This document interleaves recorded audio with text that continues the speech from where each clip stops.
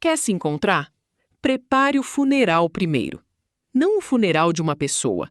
O funeral de tudo que te disseram que você era, antes de você ter voz para concordar ou discordar, antes de você ter vocabulário para questionar, antes de você entender que tinha o direito de recusar.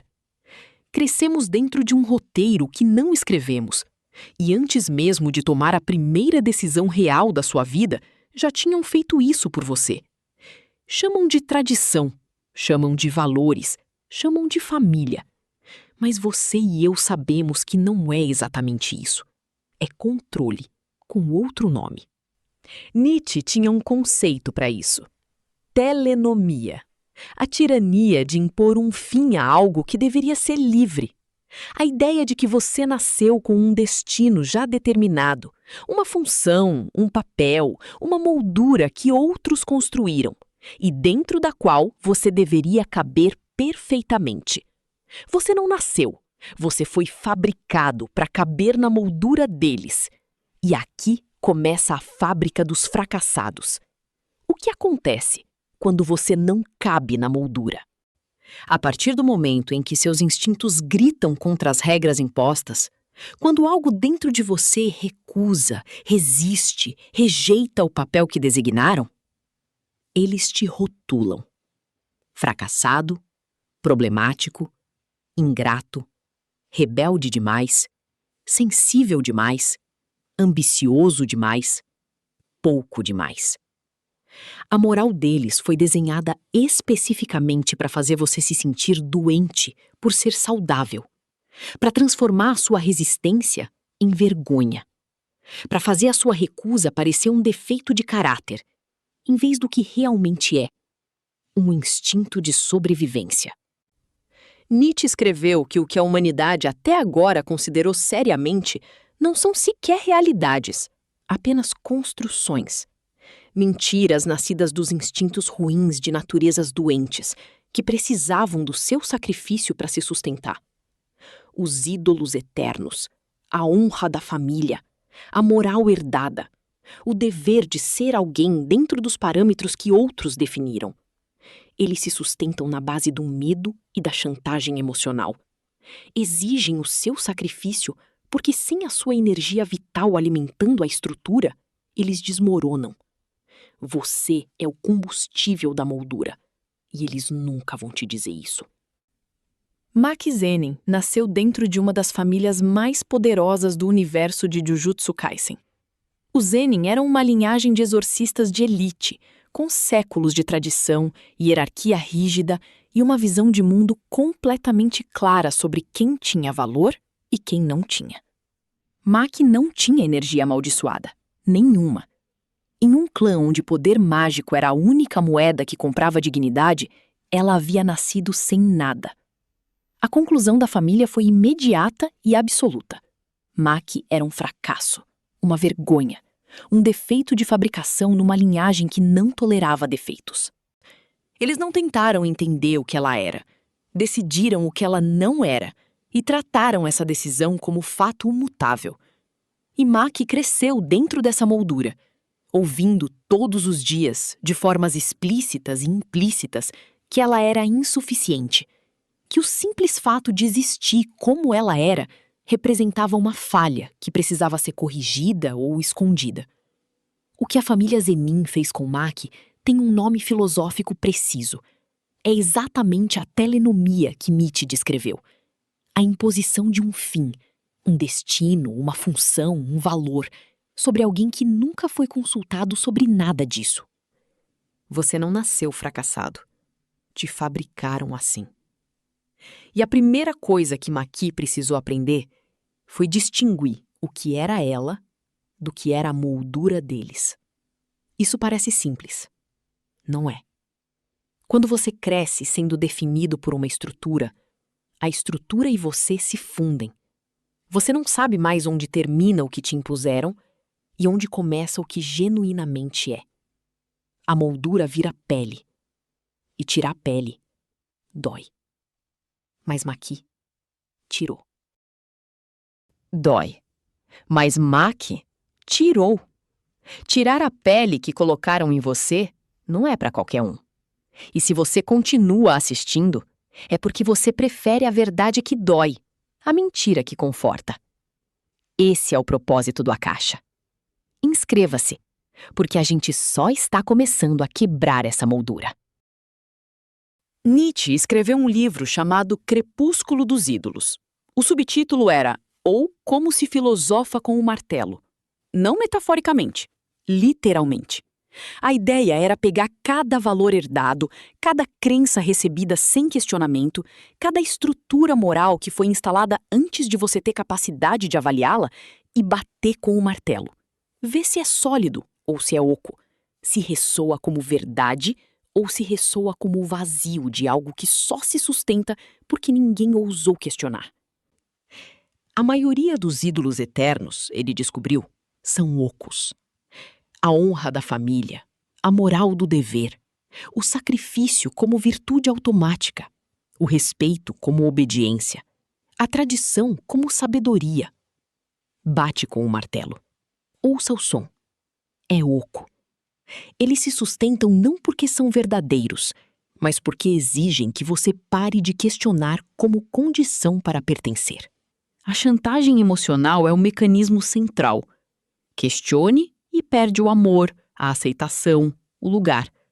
Não questione e perde a si mesmo. Essa é a escolha que a moldura oferece. Mack questionou e pagou o preço que a moldura cobra de quem questiona. Foi rejeitada, humilhada, mantida numa posição de inferioridade dentro da própria família, como punição permanente por existir de um jeito que não servia aos propósitos deles. Cada conquista que ela alcançava, e ela alcançou muitas, com muito mais esforço do que qualquer membro da família que havia nascido com poder, era minimizada, ignorada ou usada como novo argumento contra ela. Porque o problema nunca foi a competência de Mack. O problema era que a competência dela ameaçava a narrativa deles. Se Mack conseguia ser excepcional sem energia amaldiçoada, o que isso dizia sobre o sistema de valores que colocava a energia amaldiçoada como medida de tudo? Dizia que o sistema estava errado. E sistemas que estão errados precisam de pessoas que falhem para continuar parecendo certos. A moral deles foi desenhada para fazer você se sentir doente por ser saudável. Não existe adaptar os valores abusivos da tradição. Essa é uma das ilusões mais reconfortantes e mais destrutivas que existe. A ideia de que você pode permanecer dentro da estrutura e simplesmente ajustá-la por dentro. Que você pode honrar a moldura e ainda assim ser livre dentro dela. Não pode. A moldura não permite liberdade. Foi construída exatamente para impedi-la. Nietzsche era claro sobre isso. Não existe meio termo com valores que te aprisionam. Você pode tentar negociar, tentar se encaixar, tentar ser suficientemente bom dentro dos parâmetros deles para finalmente merecer aceitação. Mas aceitação condicional não é aceitação. É controle com outro nome. E você vai gastar a vida inteira correndo atrás de uma aprovação que vai ser movida sempre que você se aproximar demais. A única saída real é o funeral. Enterrar os valores que não são seus. Não adaptar, não negociar, não tentar salvar o que está podre. Enterrar. Mack levou anos para chegar nesse ponto. Porque destruir o que te fabricou não é libertador no começo. É aterrorizante. A moldura, por mais que aprisione, também dá estrutura, identidade. Um lugar no mundo, mesmo que seja um lugar de inferioridade. Tirar a moldura significa encarar o vazio de não saber quem você é sem ela. E a maioria das pessoas recua nesse vazio. Volta para a moldura.